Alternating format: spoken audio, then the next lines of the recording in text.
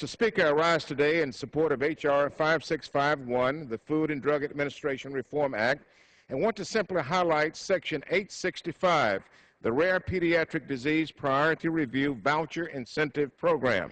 I am so pleased this section was included in the base text of the bill. I want to thank my colleagues on the committee and my good friend Congressman Mike McCall of Texas for joining with me to see to its inclusion. Actually, we joined together in seeing to its inclusion. Also, let me give a strong thank you to Nancy Goodman with Cancer Kids versus Cancer, who was a strong advocate on this issue. The program will incentivize pharmaceutical companies to develop new drugs for children with rare pediatric diseases, such as childhood cancers and sickle cell disease, by expanding the cost-neutral priority review voucher program. Expanding the voucher program will allow pharmaceutical companies to expedite FDA review of more profitable drugs in return for developing treatments for rare pediatric disease.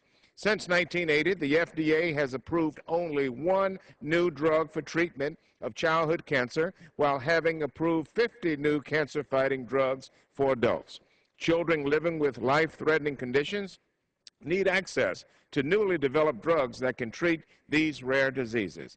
Whether a disease is rare or common, the need for effective care and potential cures is the same. Therefore, I strongly urge its inclusion in the final bill that will go to the President for his signature. Mr. Speaker, on a slightly different note, I would also like to discuss another issue of equal importance. My colleagues and I have worked closely with the Pharmaceutical Distribution Security Alliance to craft a consensus proposal that has the support of manufacturers and distributors, wholesalers, and both the community and chain pharmacists in dealing with traceability of prescription medication. The proposal, known as RX Tech, would establish a national standard to address the serious issue of drug traceability and pedigree. I commend PDSA for their commitment to consumer and patient safety by working so diligently with chambers on this very important issue, ultimately securing placeholder language in the Senate FDA reform bill. I am very supportive of this proposal as RX Tech increases patient access to safe medicines, improves security of the pharmaceutical distribution chain, and lowers costs and regulatory burdens.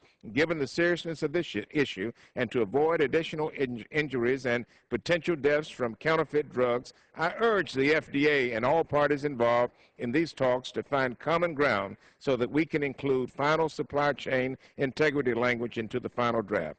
Similar to Section 865, I ask my colleagues on the committee to also voice their support for inclusion. Thank you. I yield back.